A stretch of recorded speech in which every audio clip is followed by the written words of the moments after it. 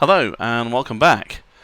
So today you find me at Innsbruck Airport, and if you remember the end of the last video, if you watched that video, then you'll recall that I landed here bringing passengers from Nice, where they've been sunning themselves on the beach, to come to Innsbruck so they could mountain climb and walk up some hills. Well, they've been doing that for a couple of weeks, and they've called me up and said please come and pick us up and take us to Berlin. So today we're going to be flying to Berlin Tegel Airport. Flight time will be about an hour and 20 minutes, maybe a little bit faster, all depends on winds and aircraft performance. But it'll be a relatively quick flight, so I might try and get the whole thing into the video, or certainly the large majority of the departure and the arrival. Today I really have nothing new to talk about in terms of the simulator itself. There's nothing changed from the last video in terms of hardware or software. In fact, the only real major change in the sim at all from a YouTube perspective is the cameras. So the main camera behind now is a new camera. That's a mirrorless DSLR, which I bought to replace the Sony camcorder, which decided to break. And I was told basically by several repair centres that fixing that camera would cost me more than buying a new one, so in the end I decided to buy a new one. And I've upgraded to a camera that I'm probably not qualified to operate, and hence I've been struggling a little bit to get a decent picture out of it. Also added a wide angle lens because I knew that would give me more of the screen in view, but at the same time that brings its own problems, especially the fact that it needs manual focusing. So I've had a couple of aborted attempts at making this video, and hopefully this time will be the charm. Okay, so into the simulator you can see us here on the tarmac at gate 3 at Innsbruck Airport, still in the Phenom 300, and this will probably be the last video I do in the Phenom 300, at least for a while. I'm hopefully going to switch to something else, probably DA42 for a bit of low-level VFR flying in the UK. So look out for that coming up in a few weeks' time. But in the meantime, my passengers have boarded, so I'm going to shut the door. Not using GSX for boarding today, but I am going to ask for refueling, and we'll wait for the truck to arrive. Whilst we're doing that, let's just have a quick spin around, have a look at the rest of the airport. This is a nice detailed airport, one of the best in the Orbex range that I've seen recently. I'm not sure entirely who did it for Orbex, whether it was the in-house team or one of their captive suppliers, but it's a nice detailed piece of work. You've got the main terminal building over there, you've got the private jet area over there. We probably should be parked down there, I guess, but this is better from a GSX point of view in terms of getting a pushback. And then you've got buildings around the terminal. You can even see the advertising hoardings there. Potentially you might be able to see them behind if I just outline them there. Behind the buildings, those appear to be accurate to what they were at the time these photos were done, and you get most of the you get all the surrounding town of Innsbruck and quite a lot of the surrounding mountains. Here's the fuel truck. We'll say 70%. And of course there's no loading animation because the plane doesn't support that, so fuel truck's just going to go away again. Not entirely sure where it goes when it's done. Let's just keep an eye on it, because it should follow lines on the AFCAD. Oh, it's going that way, is it? Presumably it'll disappear somewhere over there. Anyway, very nice looking airport, which I have enjoyed flying in and out of, and I definitely will be doing more on it in future. When I get the Embraer E-Jets running, and maybe even try and come in with the BA 146. Anyway, let's get into the cockpit. And let's start getting the aircraft set up. So I've got the ground power connected, I've got the aircraft powered up, but there's still quite a lot to do. So let's have a look. Bleed valves to auto, cross bleed to auto. Fuel cross-feed pumps to auto, hydraulic pumps open, ELT to armed. Tell the passengers they can use their electronic devices and belts are currently off. Nothing needs doing on the heating panel, nothing on the ice protection. Down on the engine panel, we'll just make sure the flap lever's in the right place, because it does tend to move itself a little bit. And then on the aircon panel, we're going to turn the cabin fans on, but we're not going to switch the mode to auto until after we, until just about before we're ready to take off. Lights, let's put the panel lights on, let's arm the emergency lights, and that will do us there. And then I'll just get rid of the yokes since we don't need them. That's done. The aircraft is basically set up, and I've already been through the basic safety inspection checklist, so we don't need to worry about that. Alright, we're good checklist wise until just before start. Okay, so let's have a listen to the ATIS. Lima, Oscar, Whiskey, India, airport information, India, 1720, Zulu, weather, wind, 077, at 6, visibility, 10,000, sky condition, few clouds at 6,000, temperature, 25, dew point, 15, QNH, 1014, advise on initial contact, you have information, India. Okay, we have India. Time now to get our clearance. So let me whip out my iPad again, and bring up 4-flight. New scratch pad, craft scratch pad. Seen these before. It's super helpful to write these things down. You can look it all up through Pro ATCX, but of course in the real world you couldn't. So you really should write these things down. Clearance delivery, BRT010. Parking position, Terminal 1, Gate Golf Tree with the ATIS for request clearance. BRT010, clear to destination airport via the Oscar 3 Juliet departure and F5 climb to 8,000. Expect flight level 310, departure frequency is 118.4, transponder 22722, QNH 1014. Cleared by KOG Oscar 3 Juliet departure, climb into 8,000, expect flight level 310 within 10 minutes after departure. Departure frequency 118.4, squawk 2722, QNH 1014, BRT010. BRT010, readback is correct. Contact ground on 125.4. Roger, 125.4, BRT010. Okay, let's go over to 125.4 before we forget. And we'll program all of that stuff into the G1000. So let me change the view. So this is a new view that I've added for this flight and going forward. Basically a hybrid of the instrument display that you're used to seeing, and then the host cockpit display as opposed to the main camera display. So when I run this display, I'll put the main camera display picture in picture so you can still see what's going on.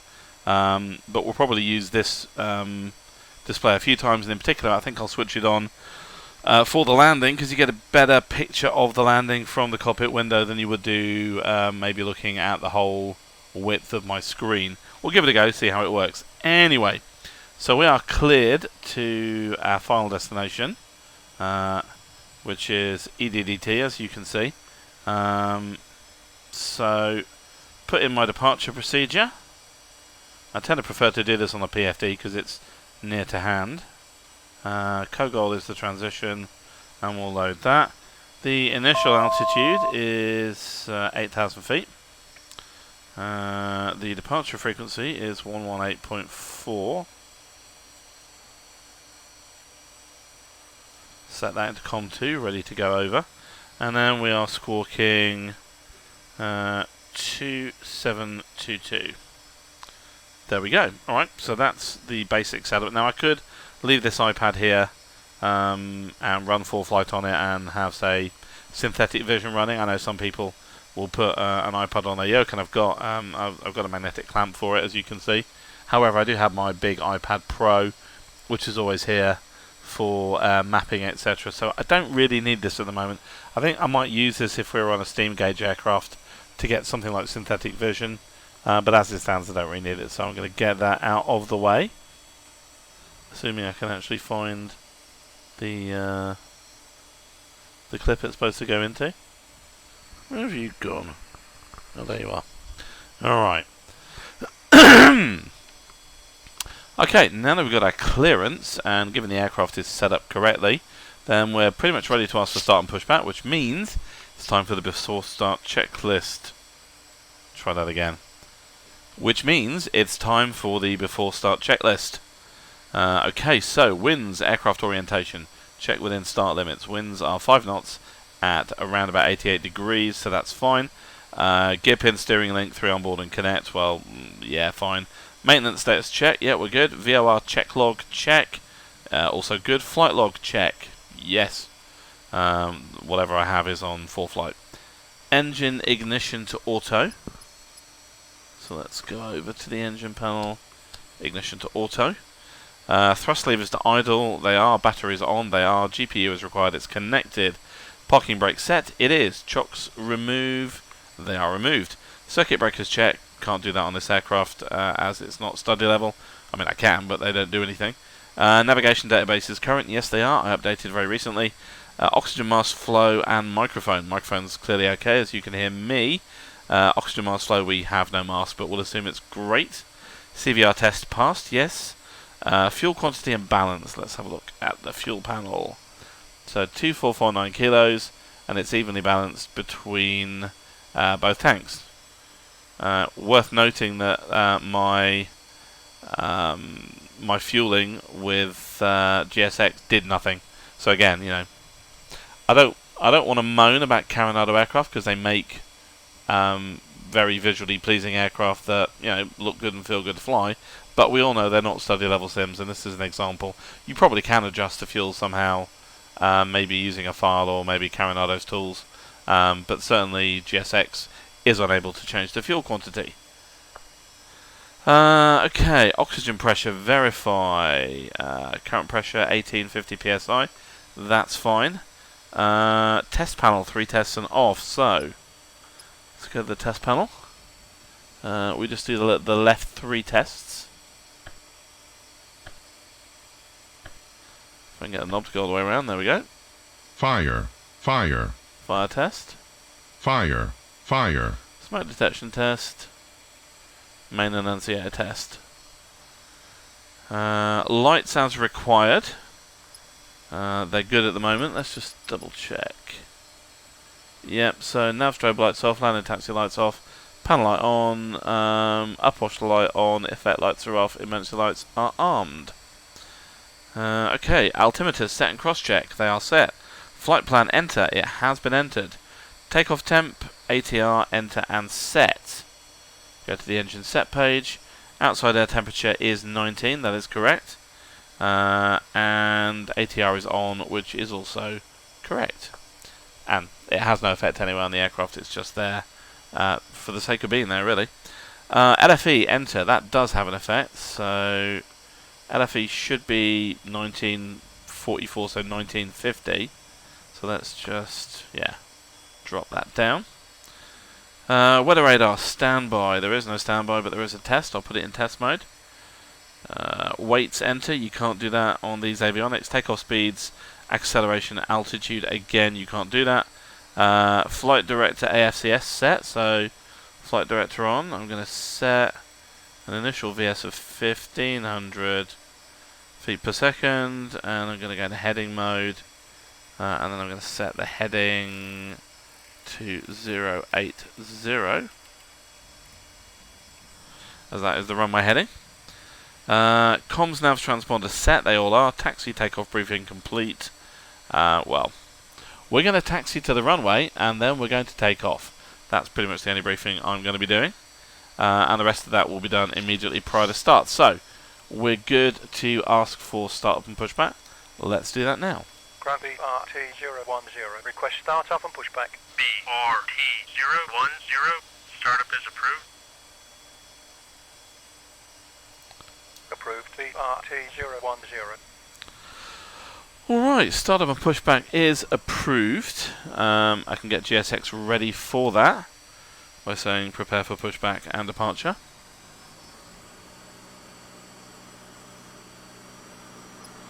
Shall disconnect the ground power unit and tell the passengers to belt up.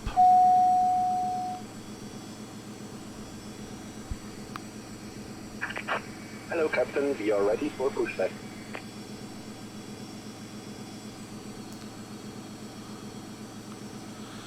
Okay, here comes the marshaller, or the ground handler.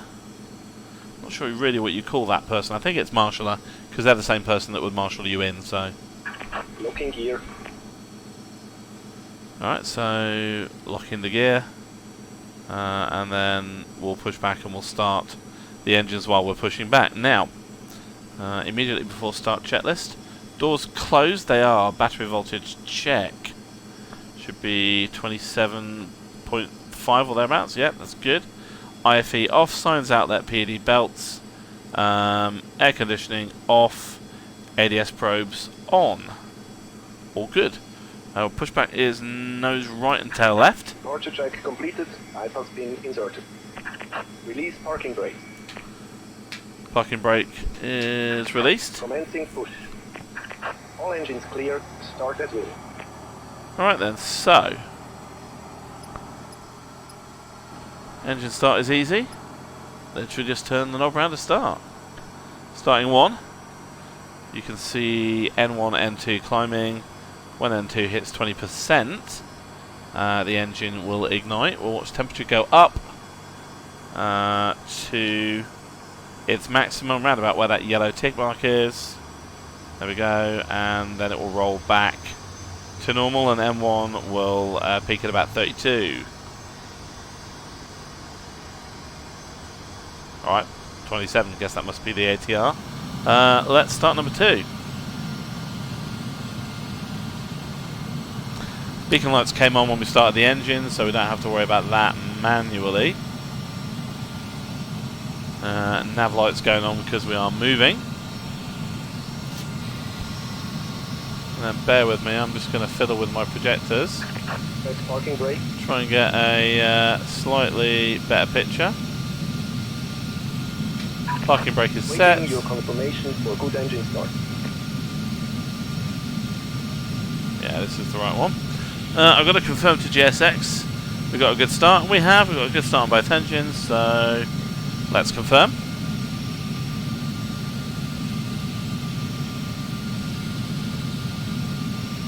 It's not ideal lighting conditions in the room because it is the middle of the day. Very bright sunlight outside. I've got my blackout blind down, but it doesn't block out all the sunlight, and also I've got a little bit of sunlight coming in at the bottom because I'm using my aircon unit.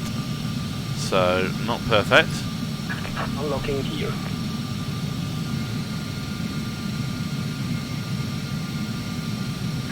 Tow truck disconnected. IPAS pin removed. Okay, tow truck is disconnecting. Trouble is, if I set things too bright, then the screen will get washed out very quickly. If I set them too low, then the camera may not actually pick it up as well as I would like. Left is clear, right is clear. Basically you just need higher reflectivity, but I've got about as much as I'm going to get. Right, left is clear, right is clear. GSX has done its thing. So now let's have a look at the before taxi checklist. Well, after start first, engine instruments check. Yeah, GPU disconnect, well it already has been with pushback. Elec-Immer check as required, it's fine. Air conditioning auto. Right. Aircon to auto. Test panel, test and off. That's the remainder of the test. So, stall protection. Stall. Stall. Noise protection.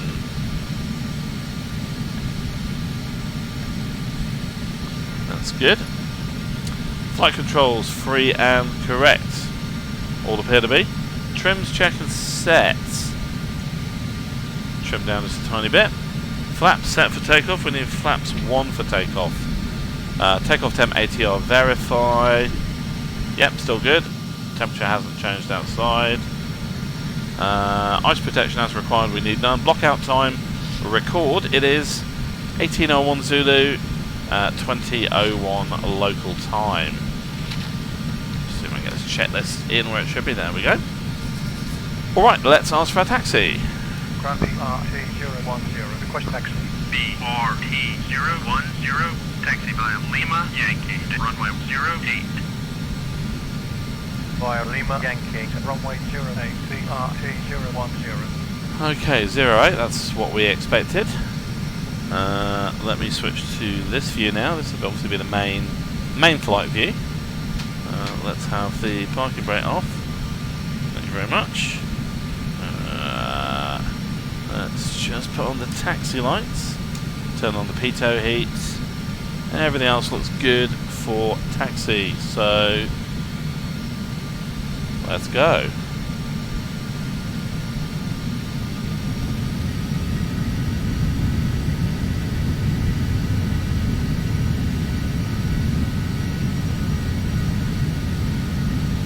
Now, given our takeoff time, I think by the time we arrive at Tegel, it's going to be pretty much dead on sunset, so we should get some nice approach lighting. And we'll get a little look at Berlin, but nothing major. Basically, we turn right and then head straight over central Berlin into the airport. But I will have to turn the scenery down to sparse, because like London, Berlin is a frame rate killer, especially with Orbex Germany installed, and I have both Germany South and Germany North installed.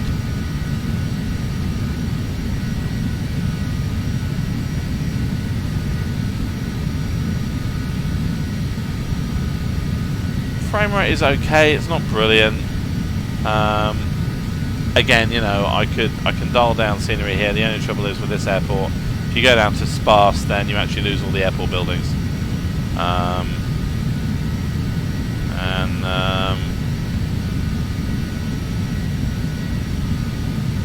Whatever it is that's currently dipping my frame rates, I don't think is purely the sim. There may be a background process running on my machine. Hopefully it's not trying to run antivirus scan or something stupid like that. The frame rate seems to have improved a little bit now. Unfortunately, as we all know, in-flight sim, chasing the frames, or really, if we're being honest, chasing the smoothness that good frames gives you, is a perennial task. And there's not a great deal of point in pretending otherwise. You know, unlike regular gamers who can probably get decent frames most of the time, we are pretty much stuck in the 20 to 30 frames range for very, very complex scenery and very complex aircraft. It's just kind of unavoidable, really. Right, we're going to stop about here. Now, I haven't been asked to go over to the tower yet, and there's a reason for that. ProAir TCX, for whatever reason, does not recognise this as the correct hold point, so I will need to go over manually. I know it's 121.10, sorry, 120.10. So I'll go over, and then I'm going to have to force takeoff. So I'll force takeoff clearance from this position. Tower BRT010 at runway 08, ready for departure. BRT010, line up runway 08.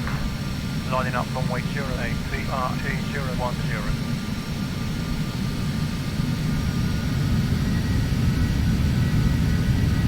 Okay, so strobe lights come on as we're just entering the runway. We need to turn left and backtrack down the runway. There's a turning circle at the far end, and we'll turn around there and get into the I forget what it's called now. There's a name for the zone where you get the arrows. Can't for the life of me remember what it is. Anyway, the bit before the piano keys at the end of the beginning of the runway, and there shouldn't be any incoming traffic to hold me. But I guess if there is ATC, will let me know. Alright, let's just whip out the checklist again. Before takeoff. Vertical check. Brakes check. They're good so far. Takeoff configuration check. Yeah, flaps is good. Trim is good. Lights are good. I'll turn the landing lights on immediately before takeoff. Make our turn here. CAS messages, there are none. Ice protection as required, we need none. Lights will set in a minute and we'll record the time off. Little fritz on the horizon there. If you're noticing a little bit of distortion in the middle, there are reasons for that. I will maybe talk a bit. I mean, some of it's just misalignment. 010, wind 080 at 6, runway 08 cleared for takeoff. Runway 08 cleared for takeoff, BRT010. Some of it is just slight misalignment of the displays. You know, you get them as close as you can, but nothing's ever perfect. The eye is very good at picking up movement that's very rapid when it's in the centre of the vision. But there are other reasons that I might go into later. Alright then, weather radar can come on now. Landing light can go on. Everything else looks good. We are cleared for takeoff. So here we go. Apply inertial thrust. Check temps look good. And M1 looks good. It does. Set takeoff power. Takeoff power is set. Let's go.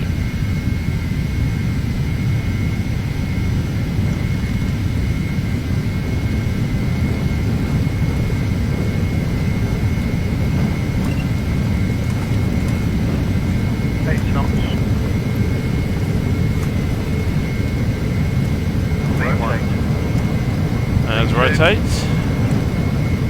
And we're up. I'm going to fly the flight director for a little while.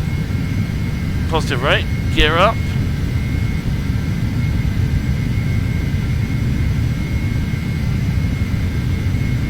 And 60 knots, flaps up. Throttle back. BRT010, contact departure on 180.4. 118.4, BRT010. Go to nav mode. And let's go over to COM2 and check it. Departure BRT010, with you passing 3,200 from 8,000. BRT010, radar contact, continue via KOG Oscar 3, Juliet, departure, climb to 8,000. Via KOG Oscar 3, Juliet, departure, climbing to 8,000, BRT010. Alright, autopilot is in. For whatever reason, autopilot seems to like to pull the nose up initially, but that's fine. We're on GPS, we're on the departure. Just make sure we don't exceed our speed limit. And we're going up to 8,000 feet. Very first turn. Now, if I just open this view up a little bit, so you can see there, there's the line we're going to follow. It's just basically down the valley.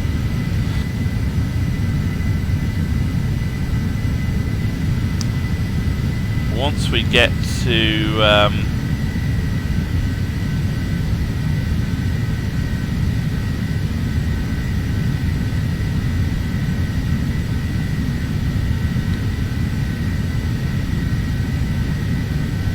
just adjusting the VS a little bit. Once we get to Beras, or D064G as it's called on the departure, then we enter climb to flight level 220. an optional segment. Climbing to flight level 220. Right, that's my cue to engage flight level change mode. And I can begin to advance the throttles again, and the aircraft will trade speed for climb rate. When I get to Beras, then I enter an optional part, so I can basically ask to be cleared directly to Kogol, and then I can cut off the corner. No need to go all the way out to RTT and try and make a big turn there at this kind of speed. That'll take me well off course, so just easier to do it that way.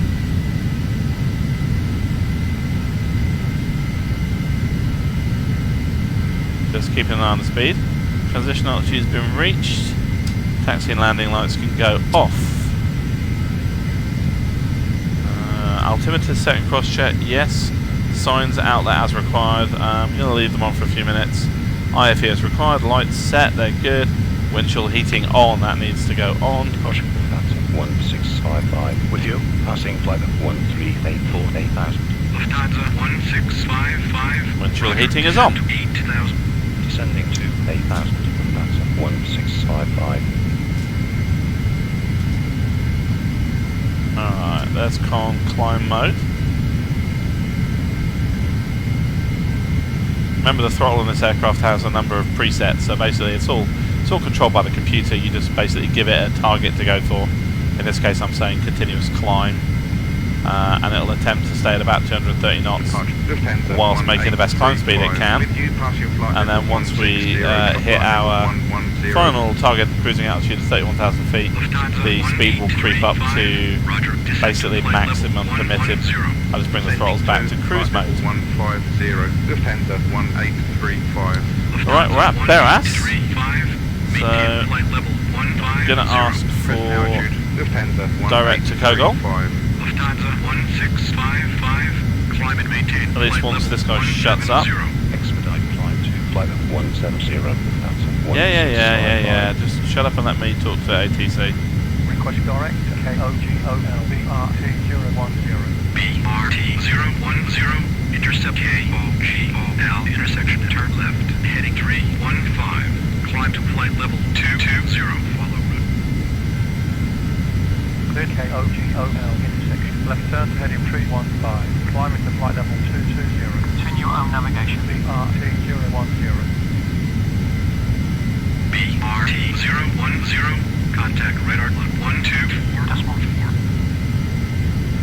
124.4 BRT010. Okay, 124.4. Let's check in. Radar BRT010. With you passing flight level 160, but flight level 220. British 010. Identified.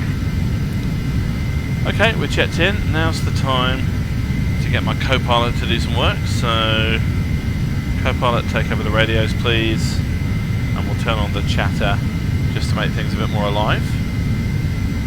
But I might just turn that down a little bit. Okay, so we're making our turn towards Tegel. When we reach Tegel, that's the end of the departure, and we get to the en route segment. As you can see, it's heading towards sunset now. Going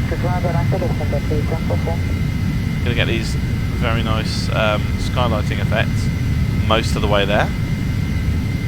So yeah, when I was lining up for takeoff, I mentioned distortion on the screen, and that there was a reason for it, and there is. And that will also show itself up in another phenomenon to do with the nice sunset that we can see. So basically, as I'm sure you know, the way that my 180 degree view is set up is through a product called Immersive Calibration Pro and a piece of software called Immersive Display Pro, whose job is to just put in 310. That's our cruise altitude, so that's the last step climb. Immersive Display Pro, its job is to warp the image on the display so that it fits around the curve of my screen. And Immersive Display Pro is the program that I use to help me work out what that distortion should be. And it's capable basically of calculating multiple viewpoints and creating cameras in P3D to show those viewpoints. Now, the viewpoints are not quite as you'd expect. So you'd expect that the left viewpoint would be kind of straightforward, maybe a little bit off. The right viewpoint would be much further off to one side, but they're not. That's an artifact of the warping and blending. If you actually turn off the warping and blending software, you can see the real views, which are much more angular. So they're out to either side at probably over 110 degrees each way. And what that means is that the divergence between the two views is wide enough that prepared doesn't count them as being the same viewpoint, if you know what I mean. It's two separate viewpoints, and as a result it calculates things like the skylighting effects based on the viewpoint that it thinks it has. And sometimes when you're facing in exactly the wrong, well, in a particular direction, which basically happens to be about west at this time of the day, then you end up seeing this lovely orangey effect on one view, but you don't see it on the other because it believes the view is far enough away from the plane of the sun that you wouldn't actually see that. So later on, when we reach our cruise altitude and we level off a little bit and you can see the full horizon, you will notice that on the right hand side of the display, and the middle of the display is right about here, you won't be getting anywhere near as much of the orangey effect. In fact, it might just be flat out blue, and then suddenly the orange will appear at the point where the screens blend, which is right here.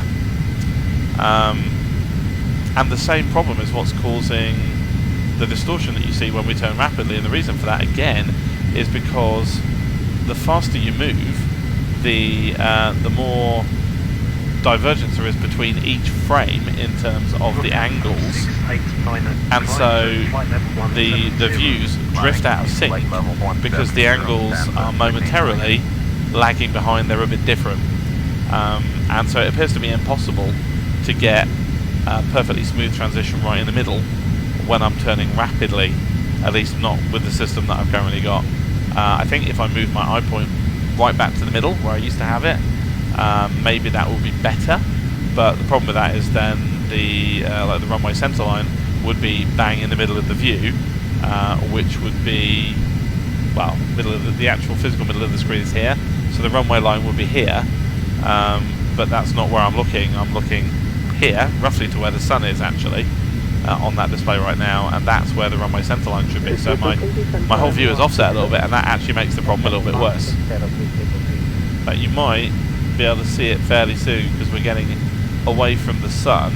You can see the oranges on both views right now, but I think as we start to move to the right and we're turning quite a distance to the right, it will fade out on the right display, but it will still be there on the left. 120.65. And yeah, it's just when the view is moving slowly, then you don't notice the divergence between the frames because you can generate frames quickly enough to overcome that problem. But that's the reason for that, and I'm not going to bother trying to combat it because it's just fundamentally a problem with the way things are set up. And the nature of the problem is that I have two views. So basically I have to cover 90 degrees of field of view on each view, and in order to do that with the warping and blending, I think the actual view is greater than 90 degrees of the view that's generated. And that's where the problems come, because it all starts to break down there. If I have three projectors and therefore three forward views, they would only cover about 60 degrees each, and therefore things would be probably a lot smoother.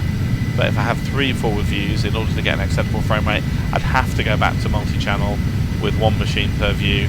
And once you start syncing across multiple machines with your views, there's all kinds of room for things to go wrong. In particular, you will get occasional lag between the views. So, for example, if you're pitching down, pitching up, you might notice the horizon sort of breaks where two projectors align. Now, this is not as big a problem if it's doing that kind of here rather than in the center where I tend to be looking. And if the screen were bigger and further away from me, again, you would notice that effect a lot less. Again, it's just one of those things. If you are doing this kind of visual system, particularly if you're doing it with two projectors, you should be aware of that. It's not a problem you can deal with, I'm afraid. It's just fundamental to the way that the prepared view system works. Unless you are willing to maybe go for, say, 140 degree view and stretch it out, and but then you'd have slightly stretched sides, and we know that Immersive Calibration Pro was designed to avoid the stretched sides in the first place.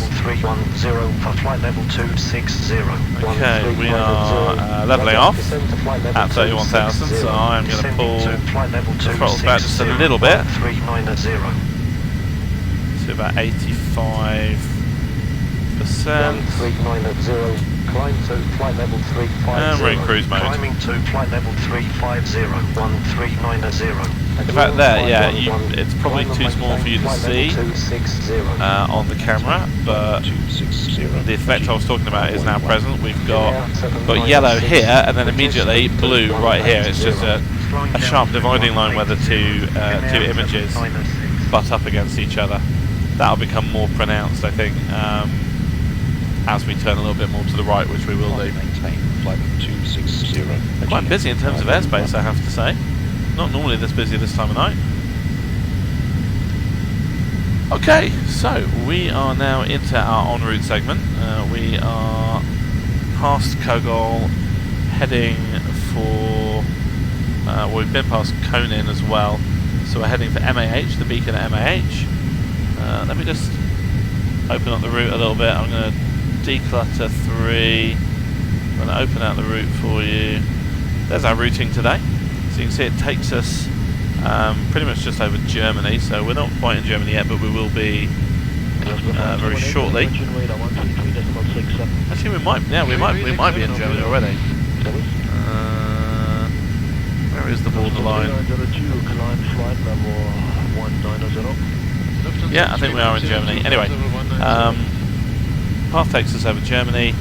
Now, I did originally try this flight with the path going over the western side of the Czech Republic, so it would be a slightly straighter line, and that's a bit more optimal route. It cuts about 15 minutes off the journey. However, when I tried it, and repeatedly and on both machines, so it's not random chance, I was getting terrain.dll crash to desktop. If that's not one you've seen before, then think yourself lucky. It usually means, well, as it sounds, there's something wrong with the underlying terrain. Now, I don't have Czech Republic scenery installed. I don't think there's going to be anything wrong with the prepared stock scenery. Bear in mind I have Land Class Europe and Orbx Global Base on top of it, but even so, that shouldn't be a problem. However, I do have Mega Airport Prague installed, and it may be that something there has just caused a problem, and that at high altitude the view was wide enough that elements of Mega Airport Prague are actually coming into memory and causing that problem. So I picked another routing, and this is still a valid route for the AirAC. That would take us just over Germany. Like I say, it adds about 15 minutes or so to the route, but that's not the end of the world. Right, zoom back in again and reclutter it. Very briefly, I may pull up Active Sky. So I can do that. I have to load the flight plan first, which I forgot to do. There we go. And let me whip over to this view. So this is the Active Sky weather map. So you can see basically it's fairly clear most of the way, but we are going to go over a little bit of a cloud system mid route. Of course, by the time we get there, that would have moved on a little bit. But we will just skirt the edge of a storm. It's nothing big, and we won't have any problems with it. But there will come a point en route where we've got some big clouds, and we'll probably be descending through cloud for a few minutes. Based on previous experience, I'd probably get my first descent instructions somewhere between Ereto and Tabat, which seems pretty early, and in fact it is pretty early, but I'll get asked to descend to 23,000 initially, then 18,000, and then steps from there. And then we should pick up the arrival at Milgu, which is, let me just zoom in a bit. Yeah, I see it says top of descent there, which of course is wrong. But at Milgu we'll get on the arrival, probably be the Mil1T arrival, because we'll probably be coming into runway 26 left. In fact, I'd say almost certainly, given the weather, runway 26 left. I'm not going to program that into the G1000 or indeed into full flight until we get it cleared, because that is more realistic. So let's get rid of Active Sky.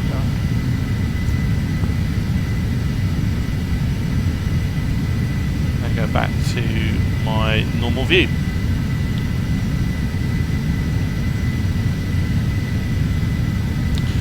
Now I think what I'm probably going to do is I'm probably going to make 2 versions of this video. So I'm going to film the whole thing end to end, and I'll make a single video out of the whole trip, and then I will probably make a 2-part, just the departure and just the arrival video that people can watch if they want to skip. Although what I might just do is provide skip points in the notes below so that you skip ahead to the relevant parts.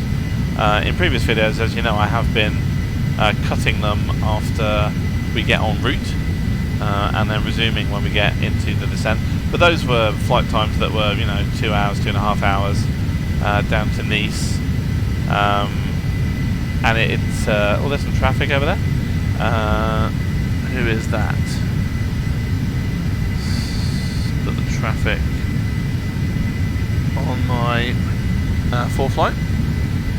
Oh, British Airways, that's Speedbird 680.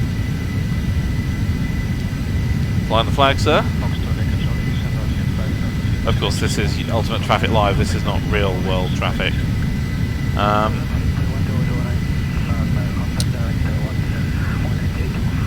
So, what can we talk about while we're en route? Well, I guess the current situation bears some addressing. Now, I think I'm probably going to drop a little intro clip before the video just to talk about some of that stuff, and so I don't want to go on about it at any great length right here, right now. But unsurprisingly, like most people, at least most people who are like to be viewers of this channel, I am kind of stuck at home now. So I'm working from home full time, and when I'm not working, I'm supposed to stay at home apart from essential purposes, and I am pretty much trying to do that. So I only really go out for essential food shopping, which is maybe once every 3 or 4 days. If I could get deliveries, I wouldn't even do that, but I don't know how it is where you are, but we just cannot get in London, where I live, where you can't get deliveries for love nor money.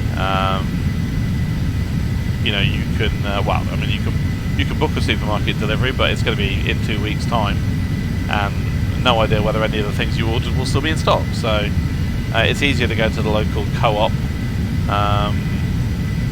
which usually has a decent amount of stuff. I found just in the last week or so that the situation there has improved quite a lot. So that's what I'm doing, but it does mean that I don't see people from one day to the next. And you do get a little bit stir crazy. It's good, I think, to get in the cockpit and fly, but it'd be better to share it with other people. I did think about maybe streaming live on YouTube, or maybe even streaming on Twitch, but to be honest with you, I'm really not sure whether that would work. I mean, for one thing, I have no idea whether I get any audience at all, except maybe some of my friends, and that's fine. Whilst I will, I think, at some point try and build a bit more audience on YouTube, I'm not doing this for the views. I'm doing it because I enjoy it. But the problem with the streaming is that to make streaming work, you basically have to have a sim that works reliably. And at the moment, my sim doesn't work reliably. Now, I don't know what other people's experience is. We all know that things crash occasionally. That's fine, but I have components in my sim that just really are not stable. The Flight 1 Tech G1000 being a good case in point, it's not stable. I have reported multiple bugs. They fixed a couple of bugs for me, which they could reproduce, and then the other bugs they're saying they can't reproduce them, therefore it must be my setup. Well, sorry, I've tried the software on multiple machines, same problem in every case. I can identify the exact circumstances in which it happens and the exact combination of software and hardware, and there's nothing I can do that will fix it. I have tried everything. I know what it is. I know what it's down to. The G1000 software itself is generally pretty stable. It's all about the information being relayed back to it from the PC, which is to do with the add-on that they supply that you have to map into your sim. Now the add-on is a DLL, like most add-ons are, and as a DLL it's running in process with a simulator. Now, if that means nothing to you because you're non-technical, in process means that the piece of code supplied by Flight 1 Tech runs in the same bit of memory on your computer as prepared itself. In other words, it's inside the barrier that separates prepared from the rest of your system. So in a modern computer, you have multiple things running at the same time, and in fact, because you've got multiple cores, physical cores in your CPU, you can literally run multiple things at one time. But each of those programs is protected from other programs, and it has what's called a protected area of virtual memory, which is system RAM that's allocated just to it. Nothing else is allowed to use that RAM except under very specific circumstances. And so the code for Flight 1 Tech's G1000 plugin runs within the prepared program itself inside its privileged memory area, and if it is poorly written and it does something wrong, it's quite easy for it to A, crash prepared, which it does from time to time, and I know that because I've seen what the faulty module is in the event log, or B, and this is what happens, it gets itself into an inconsistent state. So the DLL is still loaded, the plugin's still in prepared is still running, but the plugin has ceased to work properly because whatever bit of code it is that is supposed to run has got stuck or has entered an infinite loop, or for whatever reason no longer runs. And when that happens, then the data is no longer supplied to the Flight 1 Tech application, the bit that shows me the gauges on the screen, which runs as a separate program and communicates with prepared using a mechanism that lets programs talk to each other safely. Well, it suddenly stops getting that information out of prepared because its plugin is no longer generating the information, and so it freezes up. And I've had this happen quite a few times. I'm in the middle of the flight, and then the Flight 1 Tech G1000, it's still running, but it just stops updating itself. So nothing moves, nothing animates, and it ceases to get data. And then you're stuck, because the only way to rescue from that situation, the only way to get the plugin running again, is to completely shut down prepared and restart it. Sometimes even that doesn't work. So really hoping that Prepared v5 might possibly have what we would call a sandbox for add-ins, so that they can crash and be removed and be restarted. Now some add-ins can definitely be added and removed without restarting the simulator. That came with version 4. So they're clearly making changes, so maybe they'll do that and make my life a little bit easier. But really, I would just like the Flight 1 Tech G1000 to get stable. I'm paying money for it, I kind of expect that. So that's one of the biggest causes of instability in the sim. But then, like I said, I had a crash caused by terrain. And then occasionally there's the random NT-DLL crashes. Again, if you're aware of these, NT-DLL.DLL is it's a core module of the Windows operating system, and when it crashes internally, the system restarts it, but it causes Prepared to go down. And people will say, oh, well, that's down to overclocking your PC or something like that. I mean, it almost certainly isn't, but those kind of crashes are incredibly hard to track down, because it's basically core system software, and when it takes Prepared down, it just does it randomly. And so, I'd say on average probably 1 in 10 flights would end with a crash, and that's assuming that I don't make a stupid mistake, forget to do something important, or otherwise bugger up the flight. So streaming, I don't think, is a goer unless people are going to be a bit more tolerant than maybe they would be with some people. But if you are at all interested in streaming and you think you'd like to see me do it, let me know. I have time in the evenings now. Now that I no longer travel to work, I get kind of an hour back in the evening, and I can stop down on time and start simulating. But what I probably will try and do is do if not daily videos, then certainly a couple of shorter videos every week, setting up to start my UK cross-country tour. I've been threatening that for a while, but now I have the Orbex True Earth GB scenery across the whole of the UK. I can finally do it. And so the idea of that is flying low and slow in maybe something like DA42, running from Land's End through to John O'Groats, and taking a look at points of interest as we go. And to be honest, in a series of short episodes, I could probably string that out for a few weeks. Austrian 126. Expedite climb, flight level 320. Expedite climb to flight level. So we've got some pretty firm cloud off to our right here. That's probably one of the cloud systems that we saw on active sky. But we're well off to the west of it, so that's not going to cause us any problems.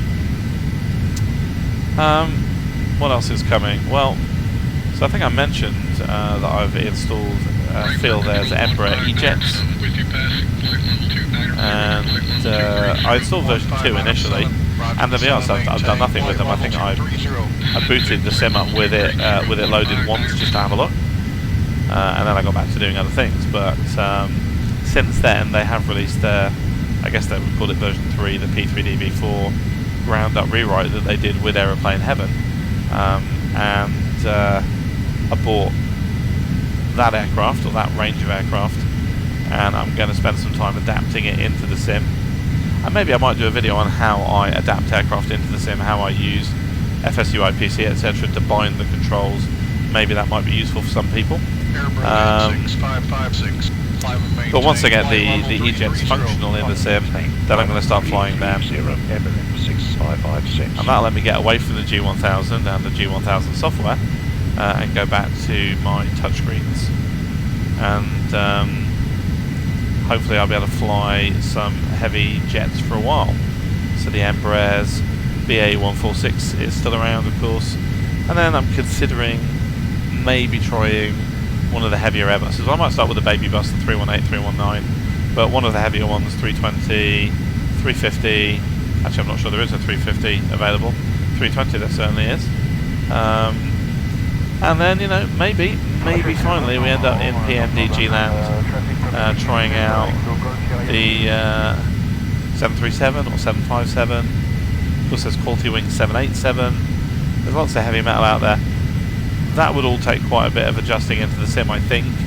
And PMDG particularly is very heavy on the frame, so whether it's practical or not, I don't honestly know. But there's definitely going to be more aircraft coming.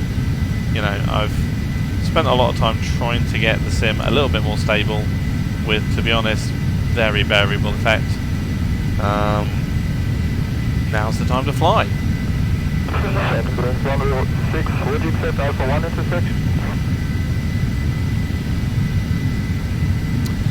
Okay, we're about to arrive at Ireto, making a left turn, and I'd expect to get my initial descent instruction fairly soon. See a bit of Orbex Germany down there. Now Orbex Germany is not True Earth, it's FTXEU standard, which, you know, still good, but not as good as True Earth. The area around Berlin is a real frame rate killer, so I'm not expecting to get super good frames there, which is why I've dialed, or will have dialed, the scenery settings down. I will obviously cut the video when I do that. But in the meantime, let's just talk a little bit about Microsoft Flight Simulator. So, I've talked about it previously on the channel, and you know, 3-4 months ago it was the big thing, and things have gone a little bit quiet, perhaps unsurprisingly given the current situation in the world, but we have seen a couple more of the Feature Discovery Series videos. So they released number 6 on airports a few weeks ago, and from that we could see what they're doing about airport modelling, and basically what they've done is they've created tools to map out all the airports in the world kind of automatically based on Bing data. So it places the runways, it places the taxiways, and it places autogen buildings in much the same way as they do with the dynamic autogen in the rest of the world. And then they took a subset of several thousand airports which would get a basic by hand updating, excuse me, and then a smaller subset which will get custom buildings and other custom features, and then a smaller set again that will be rendered in very great detail, and will have lots of extra bells and whistles. And then almost like a top 10. I think it was more than 10. It was, but you know, a small pool of the very, very most popular important airports in the world that will get a full-on treatment to give you something that should be along the lines of a complete custom airport that you would buy these days from Orbex or someone else like that. And there's going to be ground services, and there's going to be animated people and all kinds of stuff like that. So exactly where that place is something like GSX, we don't know. But very little of that stuff is ready to show off. The video couldn't show that much of it. And what there is, you'll have seen on some of the preview videos already. And then most recently they did number 7, which was multiplayer. And I guess the important takeaways from that are that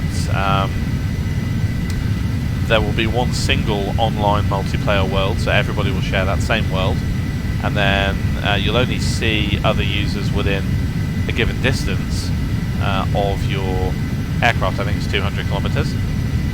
But you will see, by default, you'll see all of the users within 200 kilometers of you, and you'll be able to, I think, look up the positions of every user in the world. However, you can then filter down that view, and you can just see subsets. So in particular, they've created 2 different main groups, one of which is what you might call general simmers, gamers, people that aren't really that interested in realism. The people that sadly the flight sim community tends to like to disparage, you know, the Xbox owners. Well, no, you know, anybody can and should be able to enjoy flight simulation at any level they want. The simulator needs to accommodate them. But at the same time, if you are a hardcore simmer, if you're the kind of guy that would normally fly on VATSIM, then you're probably going to want to fly with like-minded people. And so there will be a kind of a more hardcore group that you can filter down to. And then there will be other subsets, and then finally you will be able to define your own groups, and you'll be able to just see and fly with people in your group that you choose to invite to your group. So that is the equivalent of running your own server, your own session on the online servers. So, you know, pretty much they're catering for everybody. They showed some nice multiplayer video, you know, fleets of TBMs and even some fleets of airliners flying together. I understand that if you don't have the aircraft model for another user in multiplayer, then you will see a default generic aircraft that is of the same kind of type. Alright, there's our descent instruction. So, set altitude 230, and we'll begin our descent. So, throttles back to about 60%, and nose down to 2,000 feet per minute. Berlin, sent up in air. We can descend at 280 knots, that's not a problem.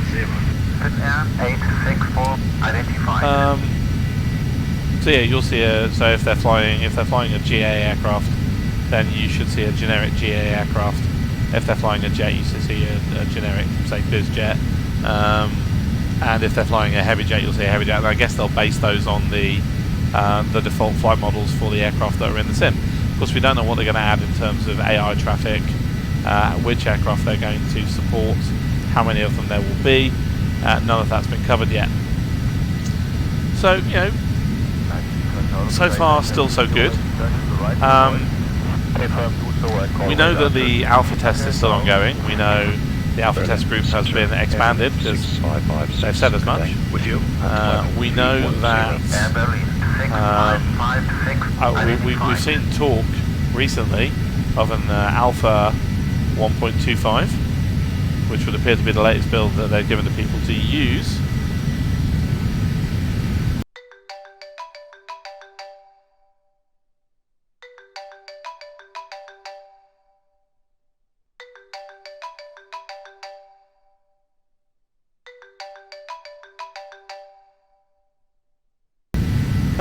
Okay, minor jump cut there. So I actually got a phone call You might have just seen my iPad actually showing a phone call. In fact, I shall make sure the number is blurred out. Sorry, don't want you calling my friends. I'm sure you're all very nice people, but I don't think they want to get random phone calls. I've been talking to them for the last hour, so I've actually had an hour's break. So I stopped the recording and restarted it. So I'll just need to synchronise all that up. But hopefully, all you've seen is a little jump cut and possibly a slight change in the weather since the weather has updated itself.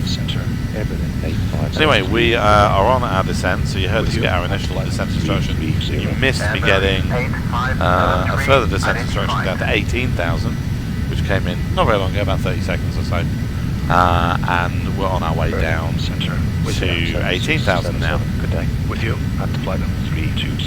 7677 identified. However, one thing that will be obvious though, just in the footage, is that the day's moved on and the room has become less bright because the sun has moved. So actually, I'm going to put my console light on, which I didn't have on before.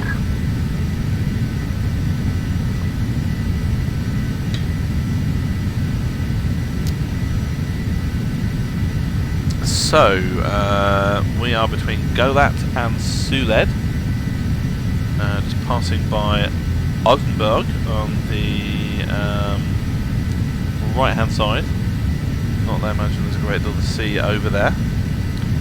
And at the end of, after Suled we go to Togro, make a little bit of a right turn to Zabel, bit of a right turn there, at which point we then head on to our should head on to our arrival. Now I haven't been told which arrival to expect yet, but I'm expecting to get that fairly soon before I hit Mildew. What I think I will do, I'm pretty sure which one I'm going to get. I'm actually going to put it into for flight now, and I might put it into G1000 as well.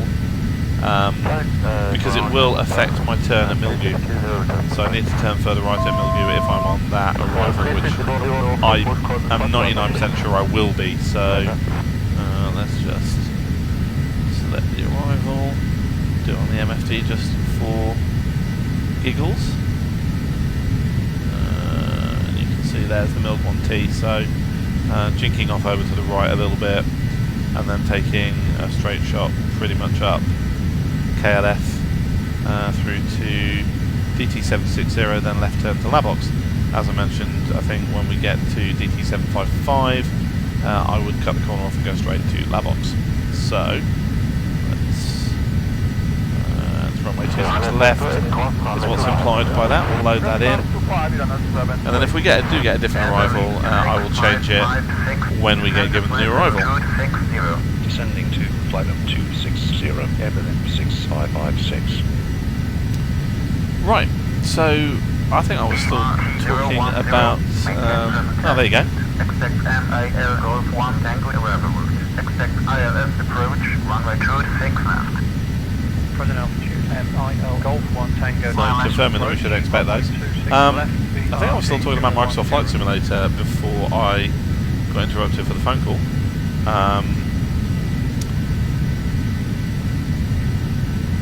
We've reached 18,000 feet, so let's put a bit more power in. I'm not going to speed all the way back up. I mean, I can do, but there's no point. We're at a lower altitude anyway, so our true airspeed will be slower. Yeah, I think I was talking about the alpha test and the fact that Microsoft had recruited new people for the alpha test. We've heard that. But we've also heard directly from them that, of course, in the current situation, their developers are having to work remotely, and that is making things a little bit suboptimal. And as a result, you can probably expect delivery to take longer. Here we are going into some cloud now, as I said we might do. And I will be quite surprised actually if it does end up coming out in 2020 after all. I think early 2021 might be a better guess, but we just don't know where we're going at the moment. And maybe I think we need to dampen down the expectation a little bit. But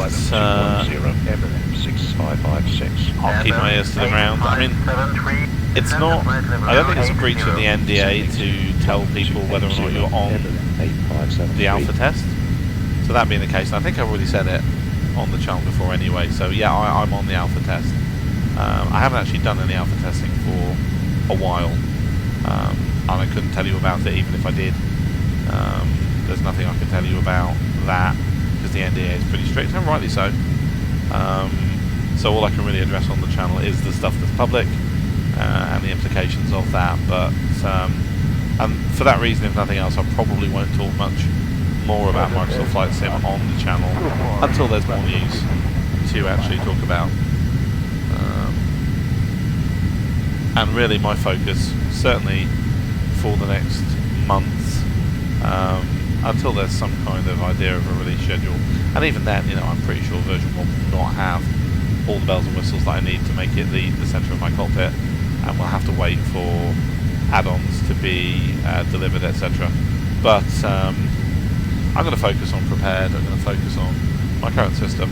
Unlike some people are saying, oh, you know, I'm not going to buy any more add-ons for Prepared. I'm not going to buy any more add-ons for Explain, whatever. I'm going to wait for this new sim and put all my money there. Well, that, in my opinion, that's a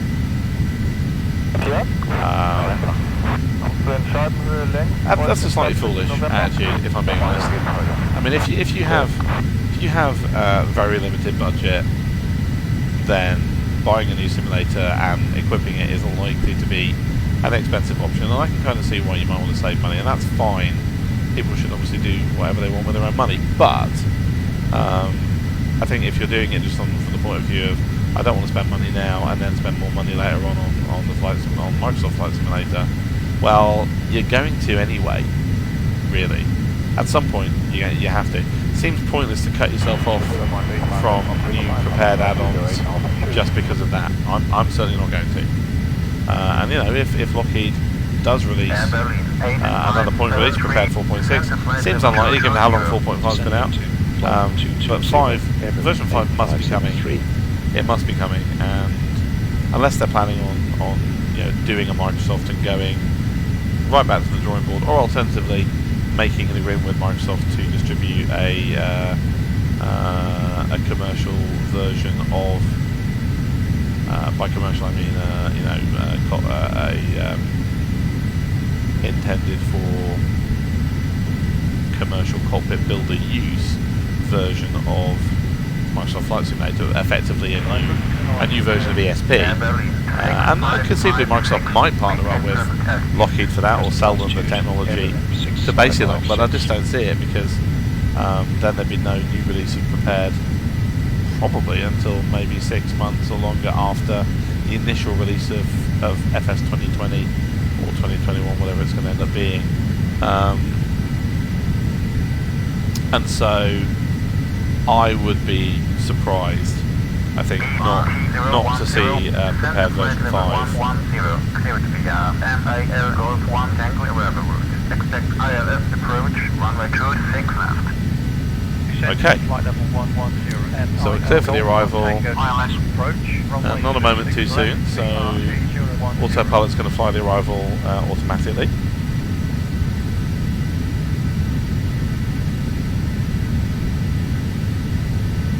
If I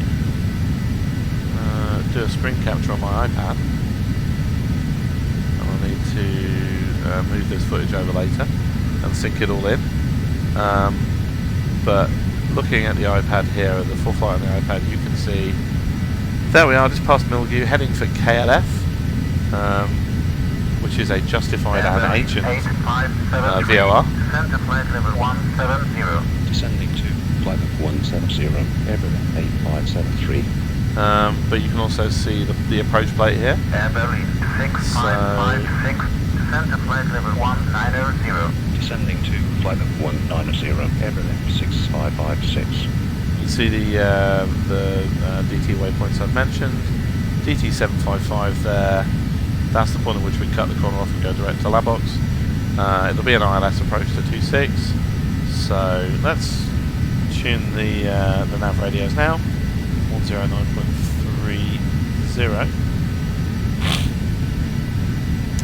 I'll tune both, just in case.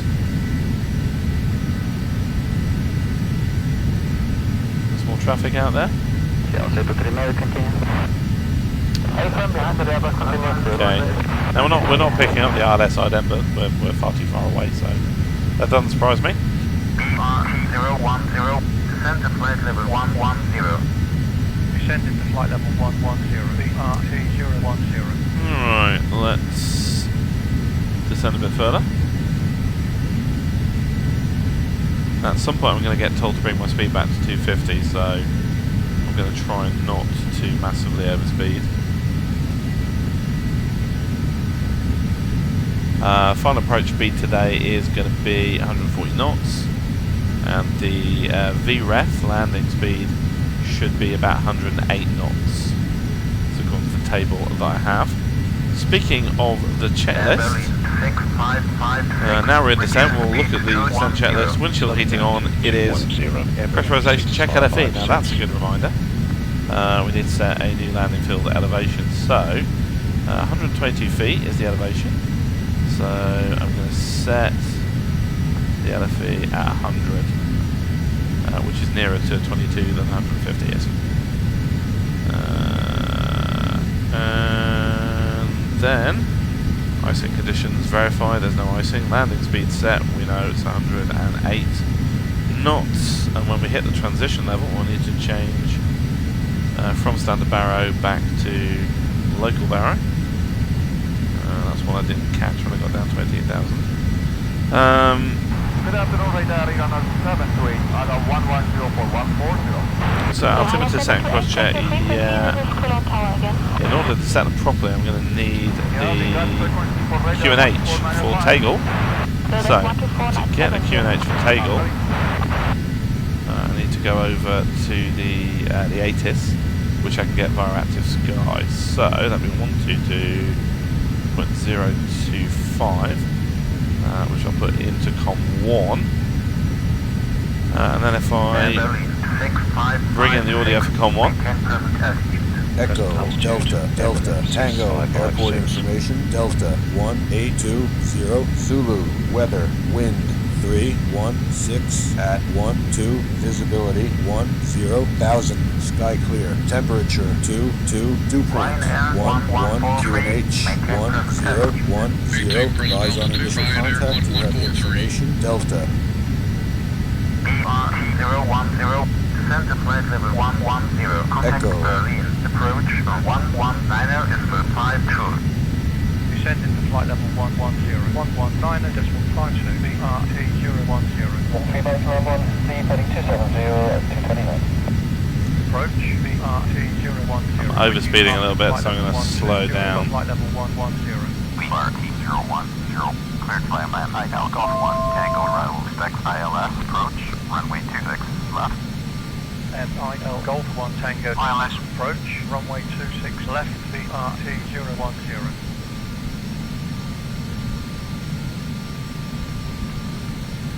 Okay, so let's put in the approach, ILS 26 left vectors, and we'll load that.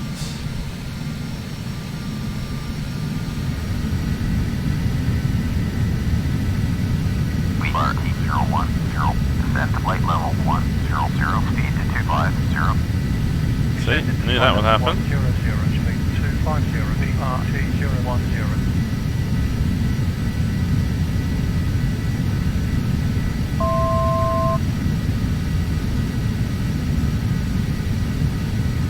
Okay, we've reached KLF, and now we are turning left. Slowing to 190 knots, Ryanair 1143. From here it's a straight shot. We will pass off to the east of Berlin. I'll be able to see some of Berlin out on the east. And now, bear with me just 1 second, there's going to be another jump cut. Okay, so I just set the detail settings on both machines way down, so that we don't completely turn into a slideshow over Berlin. Descend into 5000, QNH 1011, BRT010. Increase our descent a little bit.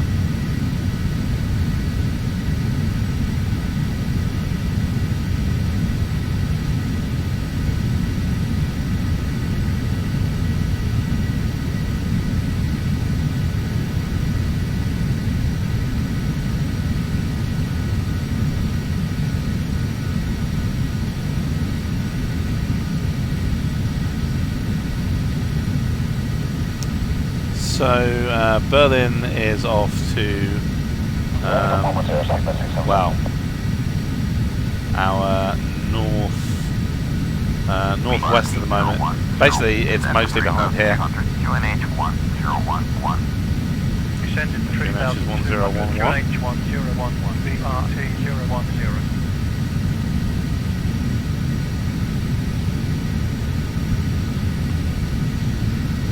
Right, let's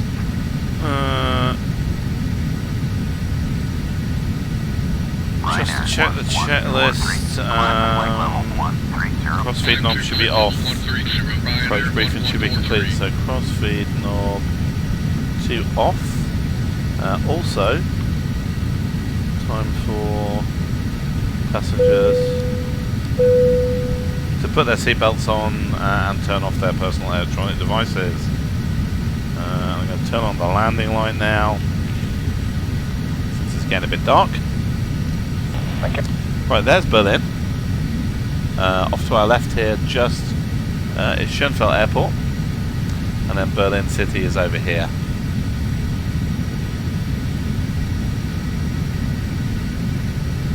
We have 16 miles to go to DT 755, at which point I will be asking to cut the corner off, as I've mentioned. Just going to put my arrival into full flight as well, and it should be a pretty straightforward arrival. It's ILS. It's an easy approach. Glide slope capture is dead easy. Not, I think, going to be a big issue.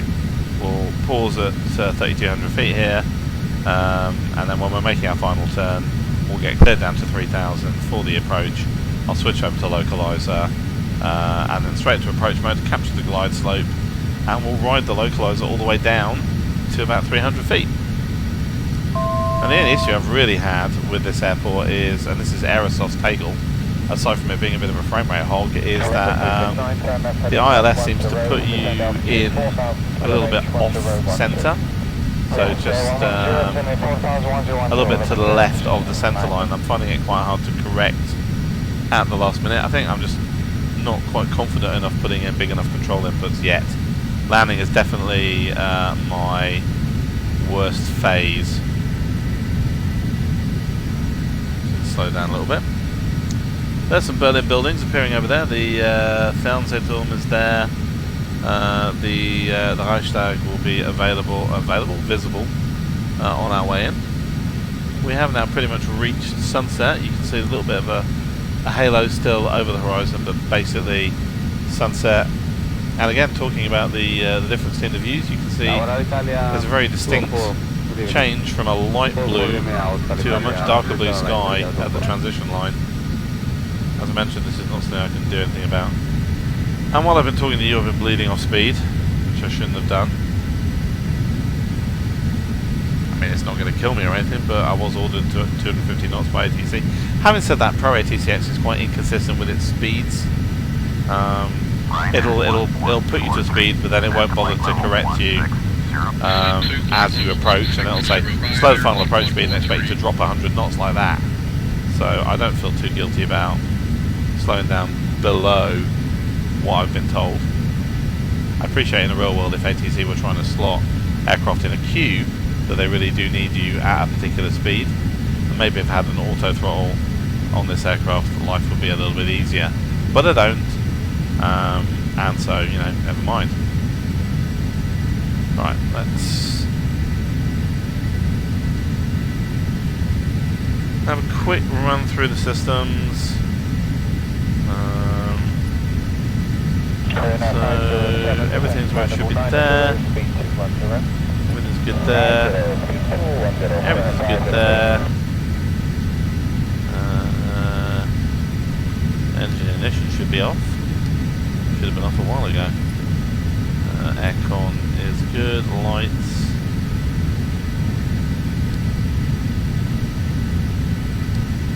No, they're fine.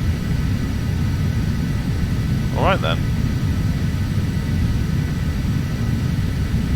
Just brighten the lights up a little bit.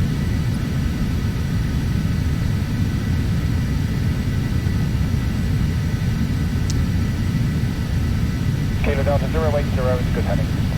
Alright, we've reached DT755. I'm going to ask to go direct to Going to 118.7. Ryanair 1143. Labox. Request direct to LABOX BRT010. BRT010. Clear direct LABOX. Turn left, heading 300. Maintain present altitude. Continue FL. Clear ILS. Approach. Runway 26 left. Cleared LABOX. Left turn heading 300. Present altitude. Continue on navigation. ILS. Approach. Runway 26 left. BRT010. Alright then. Runway should come into sight pretty soon. I have the ILS beacons, so I'm ready to go into localizer mode. Right about now, actually. Tower at the mark. Frequency is 118.7. Descend into 3000. Cleared approach. Tower at the marker. 118.7. BRT010. Okay, we're going down to 3,000 feet, at which point I'll kick in the localizer and get ready for the approach.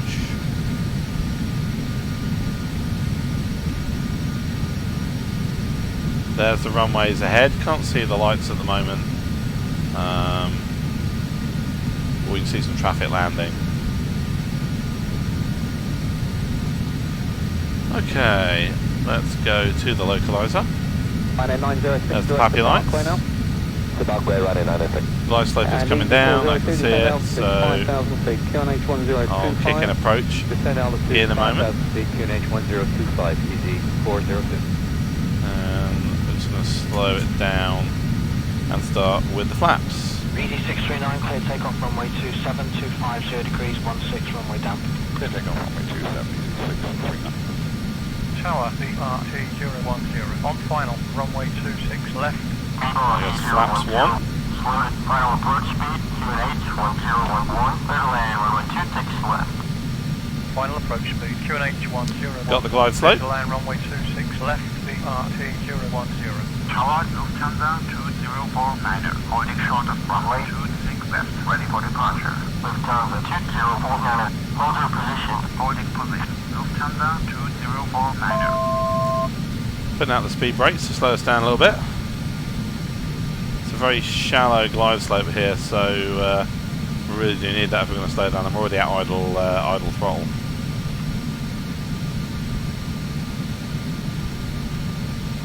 We're going to go flaps 2 here. That'll slow us down a bit more. Now, I'm going to switch you to this view, and this will be the view we'll use for landing. You can still see the outside view picture-in-picture. I think you'll get a better view of the landing and the runways doing it this way. Right, here we go, 130. 6556.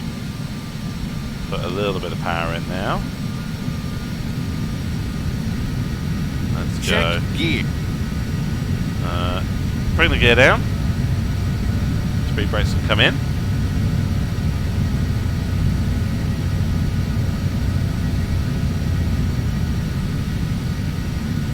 Gear up. Ignore that. Gear, we have 3 greens, out locked and down. Going to go flaps 3. That'll be our final flaps for landing. Lufthansa 4611 after British Airways 767. On your left-hand side, depart, line up 275. Everything looks good for landing.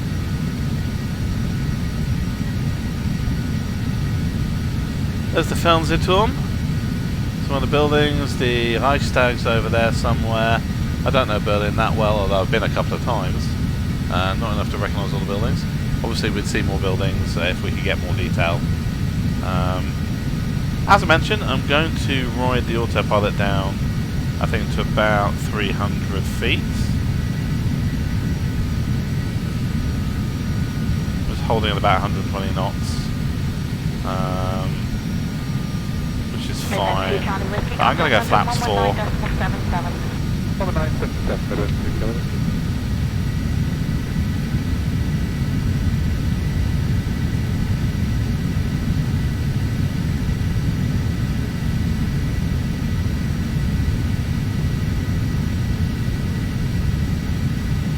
4 miles.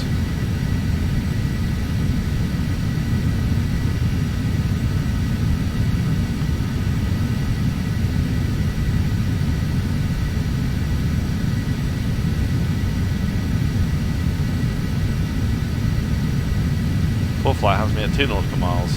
4831, QNH now 1009. So 02 miles, short backtrack, vacate Echo. Right, we'll be...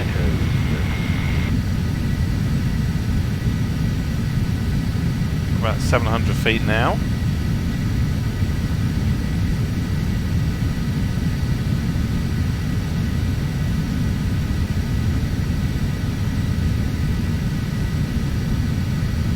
Bit of a crosswind. 500. So we might have to do a bit of last minute negotiations to try and get in on the centre line. Autopilot. Okay, autopilot's going off.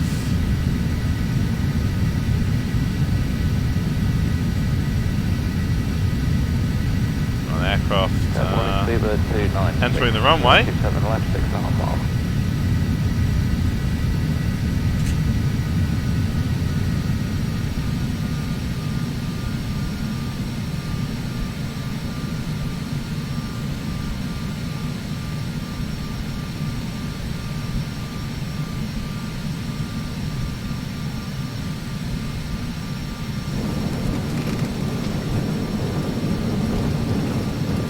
We are down.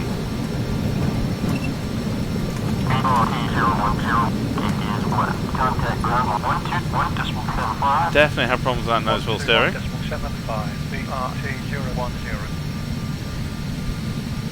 Bring the flaps in. Very heavy braking there to the point where I stopped a little bit too early. Yeah, definitely not having much fun with this nose wheel steering, if I'm being honest. We've missed our turn off, so we're going to have to go to the next one. Oh wow, I really cannot keep this thing stable on the runway for some reason. Metro 43, proceed to Seattle.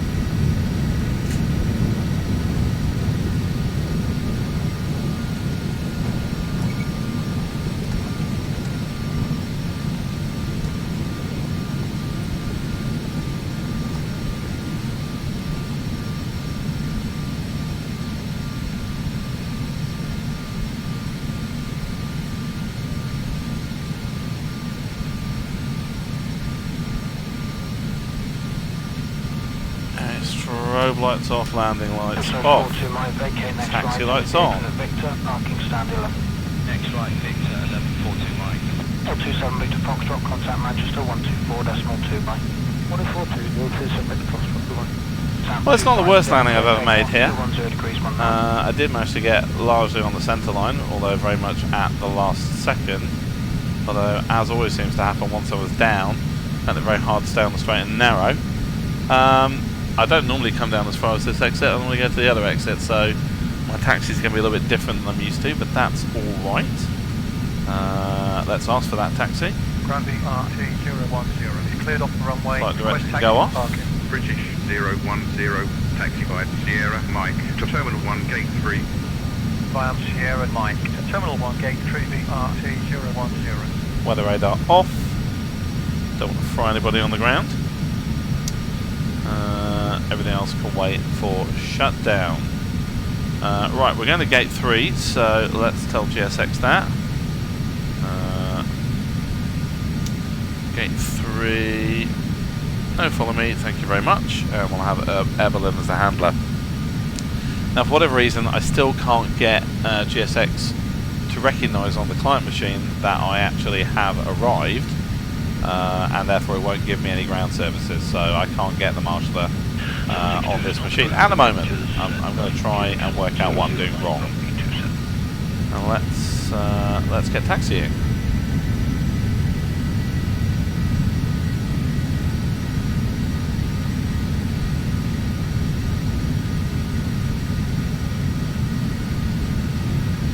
Even though we're on sparse, it's still a little bit choppy down here.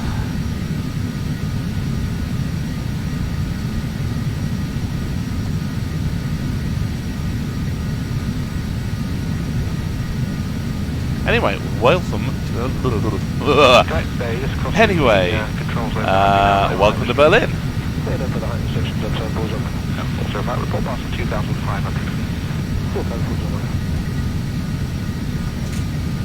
Not been too bad a flight.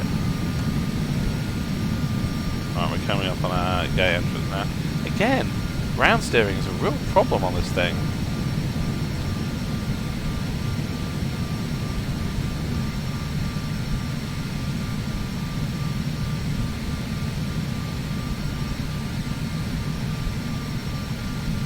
This is the entrance to gate 4, and the entrance to gate 3 is, as you can see, just ahead of us. Tombstone 40 right, vacate next right, and today from the Victor, parking stand 8.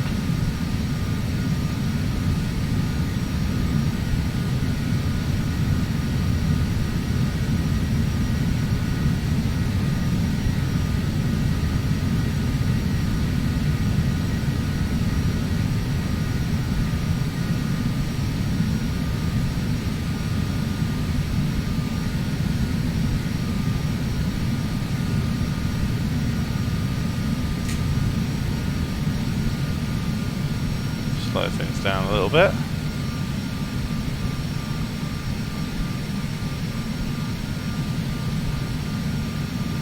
EC639, taxi uniform, occupant Alpha 2. Uniform Alpha 2, runway 27, thank you,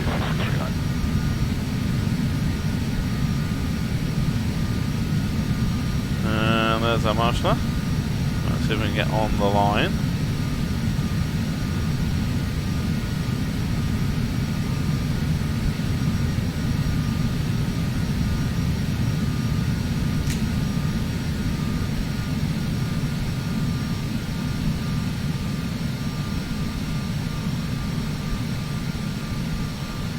Meters, 7, 6, 5, 4. Tombstone 40 right, vacate next right, and today from the Victor, parking stand 8.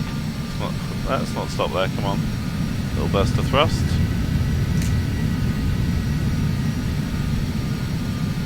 There we go. Very slightly over the mark, but not by much. What does GSX make of my performance there? Thank you very much, GSX. That wasn't a very good parking. What exactly is wrong with that? Let's have a look. 448, vacate right, today from the Victor, parking stand 5. I don't know. What's wrong with that? Well, it could be a little bit further forward, maybe. 8297, taxi by Sierra Mike, took 850 for via Sierra Mike, gate 54, Air Berlin, 8297. Let's just creep forward.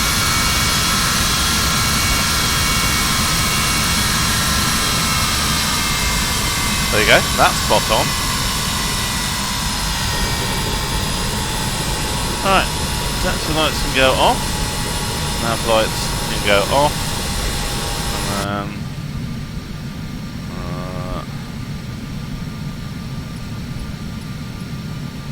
let's shut down the engine. Parking brake goes on.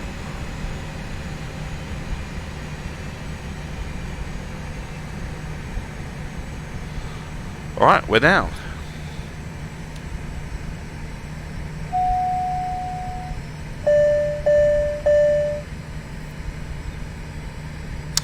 Right, let's deal with our shutdown procedure. So, crossbleed valves off.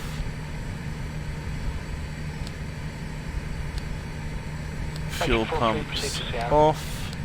Hydraulic pumps closed. ELT to test. Ground Air Berlin 8037 is cleared of the runway. Request taxi to parking. Air Berlin Belts off. 8037, taxi by Sierra Mike. I might have had that in the wrong position. Via Sierra Mike to gate windshield 16, heating Air Berlin off. 8037. Air conditioning off. Engines of shutdown is good. Everything else is good there. Now in terms of the lights, We could leave all those lights on for now. Whilst the passengers are disembarking, let's open the door for them. And we'll pop outside for that.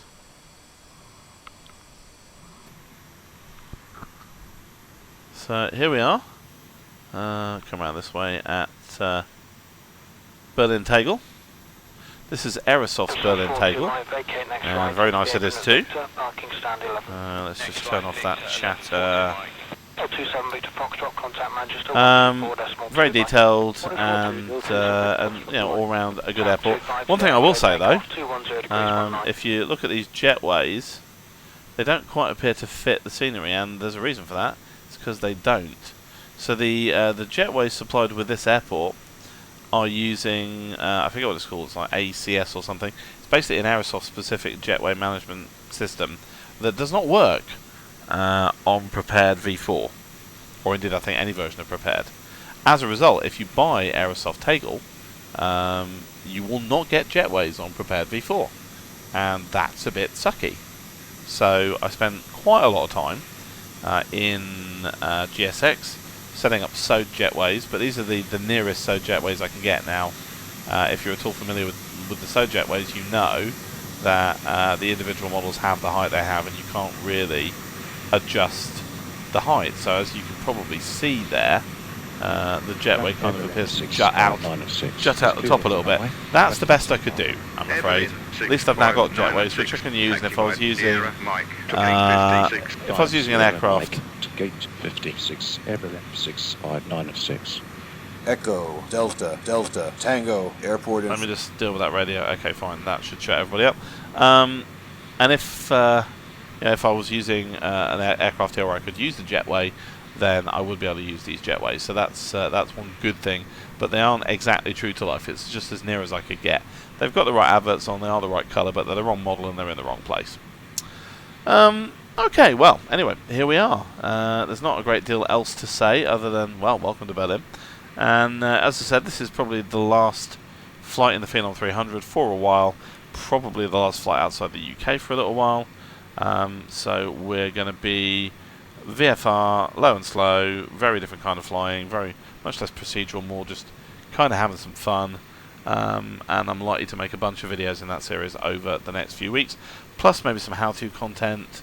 There are a few topics that I've got in mind for sort of more general building a flight simulator-y kind of content, and hopefully I can be quite active over the next few weeks, probably mostly little short videos done more regularly rather than big long ones like this. But long as it was, if you stuck with me all the way through, thank you for your time, I appreciate it. Even if you're only watching the cut down separated out parts, which I'm also planning on doing, I still appreciate the time that you spent. All viewership is greatly appreciated. As always, feel free to leave comments below, good or bad. I want to hear what you have to say. If you like the video, then please hit the like button, it does help. And if you want to subscribe, and by all means do, then click the bell icon to make sure you get notified when I release a video, which, although it's tended to be infrequently in the last couple of years, should hopefully, in the current situation, get a little bit more frequent. Other than that, let me just say I wish you all the very best of health in the current situation. I hope you're doing well, and hopefully we'll all come out the other side of this intact. But whatever your situation is, I wish you the very best, and I look forward to seeing you back on the channel very soon.